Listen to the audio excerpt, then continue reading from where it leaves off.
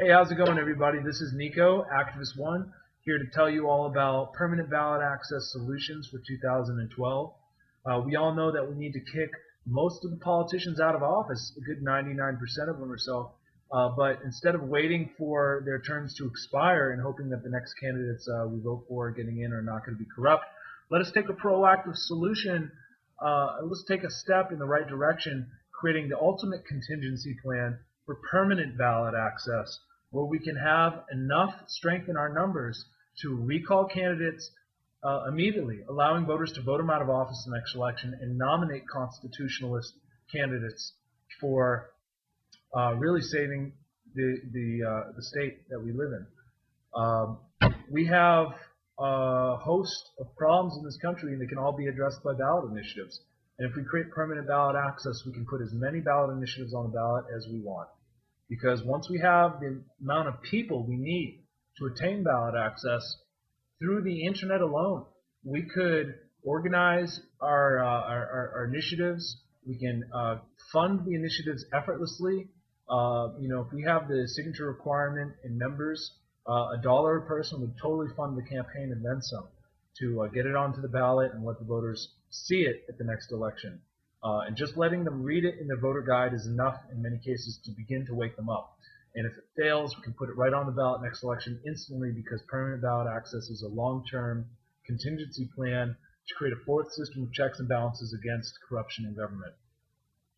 We must think about this opportunity, because we've been so relentless at all the other options, getting behind candidates, promoting lobbies, but all those things are speculative because at the end of the day, a single candidate or a single lobbying effort is up against all the big money and corruption, and they still have to get through the legislative system. Whereas when you work with ballot access, you go completely around the legislative branch and directly to the Constitution itself and create law change by popular vote. If we forge this ballot access network with the right intention to create ballot initiatives for liberty and freedom, we can create a ultimate unstoppable citizenry that can save the day by recalling the corrupt candidates, like I said, which is going to be crucial. I see too many sites promoting that we have to kick them all out, but they don't even talk about the recall process, so it shows that they haven't really done their homework of looking at all the options at kicking out politicians. You can't just kick them all out. You have to re-elect candidates. And until you address the issue of gerrymandering, you're not going to re-elect anybody who's any better. And until you address the solution with instant runoff voting, you're never going to get the third-party candidates, the libertarians, the independents, the Green Party candidates that truly would represent constitutional values and end corruption in government. So I hope you understand that the system, the way it is today, is not going to work. You can't just kick them all out. You can't just vote for new candidates and hope it's going to work to save everything, because they're still stuck in the legislative body, which is just littered with corruption. If your district is gerrymandered, there is no chance you're going to do any good. If your system of voting for president with an electoral college is never abolished, there is no true democracy. Again, gerrymandering is the epitome of corruption, stealing your vote, blocking your vote, where you can't even elect a Congress or a senator democratically at all.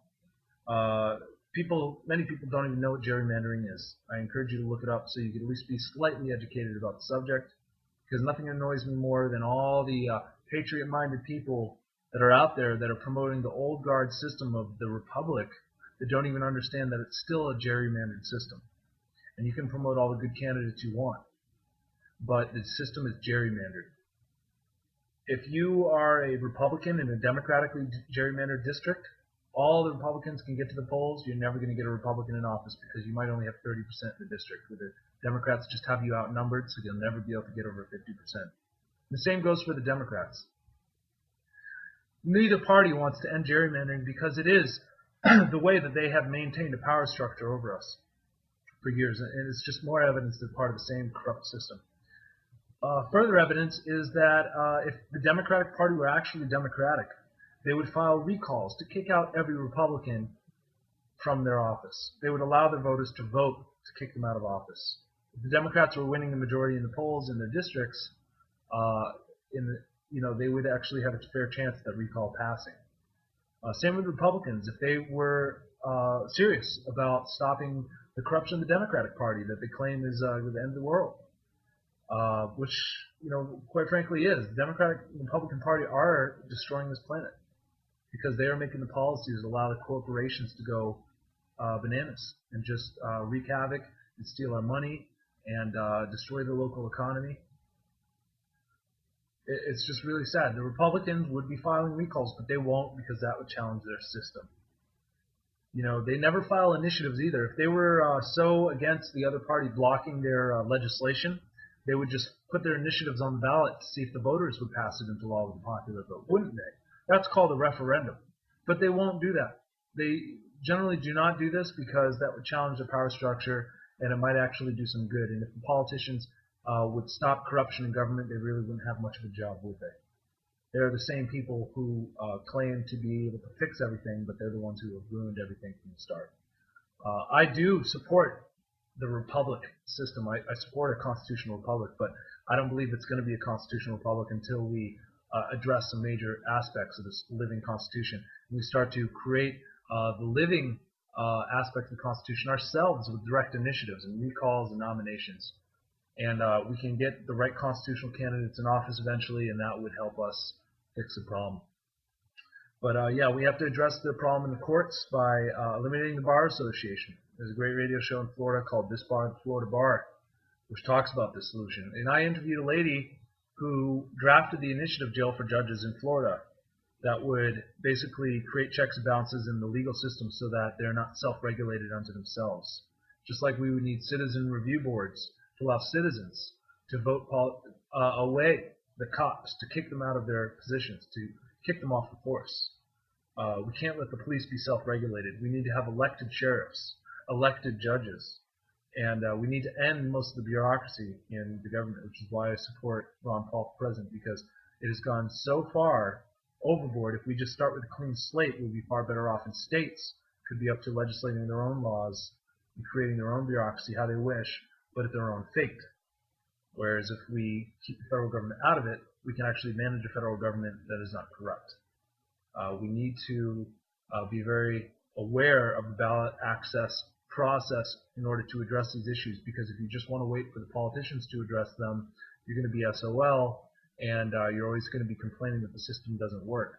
But the only system that doesn't work is apparently the ballot initiative system, because you and people you know are not involved in it. And if we did have strength in numbers, we could use the ballot initiative system ourselves and save the day. We really could. We could put any initiative on the ballot we want. So I'm just so frustrated. I have a Facebook page with over 2,000 people on it, and it's hard to find myself being able to get 1 or 2 people to join from my Facebook page when most of these people are all promoting this news about, what the FDA did this week or what the police did this week and all the corruption in government. Well, when are you going to actually do something about it? When are you actually going to be part of a team of patriotic-minded individuals working for a better future, creating the ultimate contingency plan, permanent ballot access? Nobody else is talking about this, so I'm starting it myself.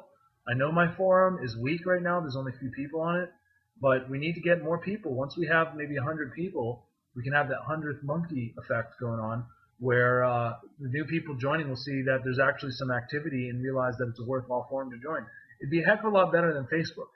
It's an independent forum. It's not a CIA asset, and I hope that you guys can get the picture and realize that I'm not going away. I'm going to continue to produce these videos, and maybe I'm ranting over and over some of the same points, but people need to get it, and I hope that my message is eventually consolidated from practice, explaining the solutions.